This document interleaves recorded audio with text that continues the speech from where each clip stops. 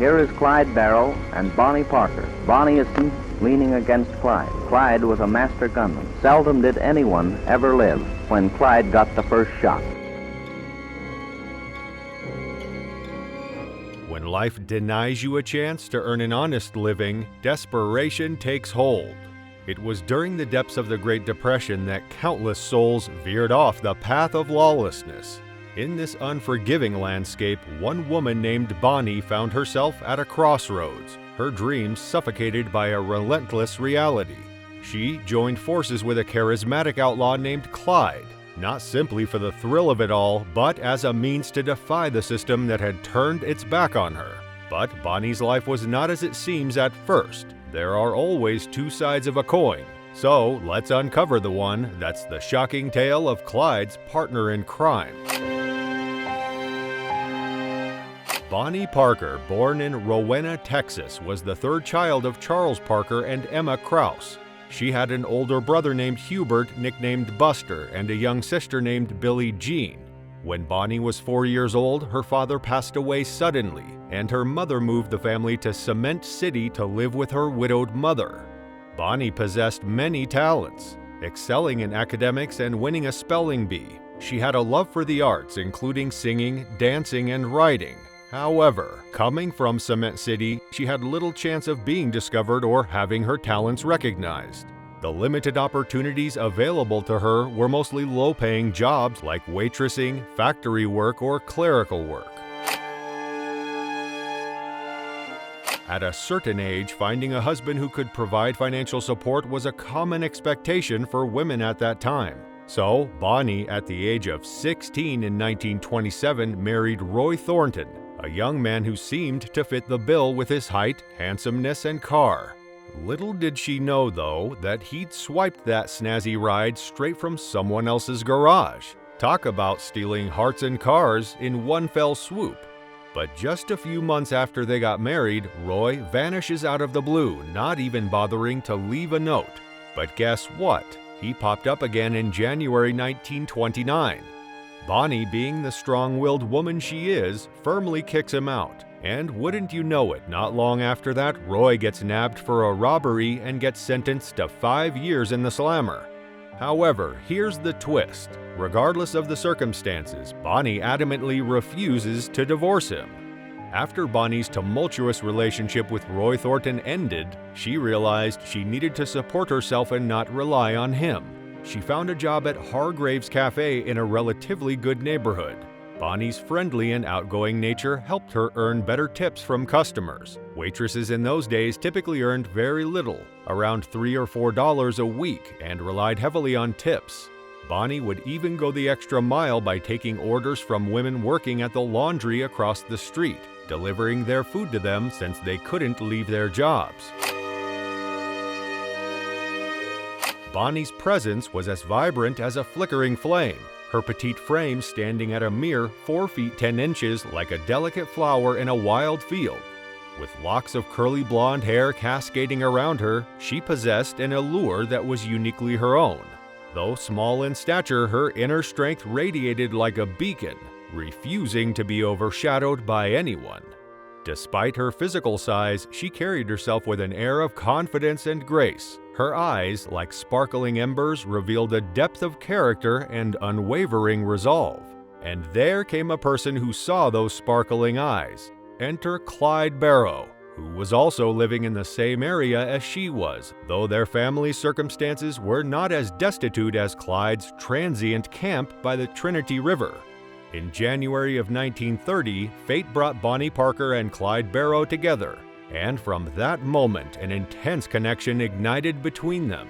However, their blossoming romance faced an early obstacle when Clyde was arrested for a series of auto thefts, landing him behind bars in Waco while awaiting trial. As we reach this far in Bonnie's story, we can't help but wonder, what could have led a soft-hearted girl to turn towards a life of crime? Share your opinions in the comments below. Your perspective adds depth to our exploration of Bonnie's complex journey. Bonnie was determined to do anything to get Clyde out of prison. During one of her visits, Clyde gave her instructions to smuggle a gun into the prison. He knew where she could find one, so he passed her a note and she hid the gun under her dress, successfully getting it into the prison. On March 11, 1930, Clyde used that gun to break himself and his cellmates out of prison. However, their freedom didn't last long. They were arrested again 2 weeks later, and Clyde received a 14-year sentence at the violent Eastern Prison Farm in Texas. Clyde, tired of tough prison work, schemed with another inmate for an accident.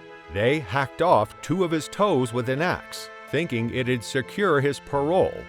Little did Clyde know, his mom had already convinced the governor to parole him, and he was set free 2 weeks later in February 1932. Once out, Clyde tried to stay on the straight and narrow, finding work at a glass factory, but relentless police pressure cost him his job. Annoyed, he teamed up with Bonnie Parker to form a gang, and they began hitting shops and gas stations. By April 1932, Bonnie and another gang member were nabbed during a botched hardware store heist. Bonnie penned poetry about her and Clyde while waiting for the grand jury. She was eventually sprung and hooked back up with Clyde, and they resumed their life of crime with murders, robberies, and car thefts on the list. Bonnie and Clyde's MO was perpetual motion, crossing county lines to dodge the law. They zigzagged through Texas, Oklahoma, Missouri, Iowa, Illinois, and Ohio, making full use of the growing U.S. highway network. Their felonies grew more serious, like gunning down a shopkeeper during a heist and shooting a cop. Bonnie never killed anyone herself, but she got a kick out of watching Clyde's lawlessness, which only egged him on.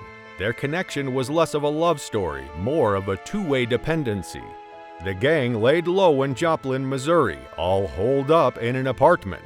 Their loud card games, random gunshots, and general lack of subtlety drew the neighbors' eyes. On April 2, 1934, a gunfight with the police broke out, costing 2 officers their lives. The gang got away though, leaving all their stuff behind. Bonnie and Clyde, whose exploits had made them popular with the public at large, killed 2 Texas police officers who had approached their car. That crime quickly turned public opinion against the outlaw couple. Their destiny unfolded on a rural stretch of highway in Louisiana. A tip-off to the police had them tracking down Bonnie and Clyde, setting the stage for an unexpected encounter. 6 brave law enforcement officers from 3 different units lay in wait, ready to catch their prey. The moment the duo's car breezed by, a hailstorm of bullets was unleashed. Bonnie and Clyde, even with guns in hand when the trap sprang, didn't get to fire back. Their car was caught in a brutal ballet of 112 bullets, around a quarter of which found their infamous targets. The post-mortem report was staggering. Clyde riddled with 17 bullet holes, Bonnie riddled with 26. Despite the couple's shared fate in life, their burial was not. A decision by their families saw them buried separately. Bonnie's funeral was a spectacle, as about 20,000 mourners came to bid farewell, paying their last respects to the notorious outlaw. And so ends the tale of Bonnie Parker, the enigmatic partner in crime to Clyde Barrow. But we know that your thirst for knowledge and fascination with stories of such daring couples doesn't end here. So just hit the subscribe button and join us on this incredible journey. Don't forget to show your appreciation by liking this video.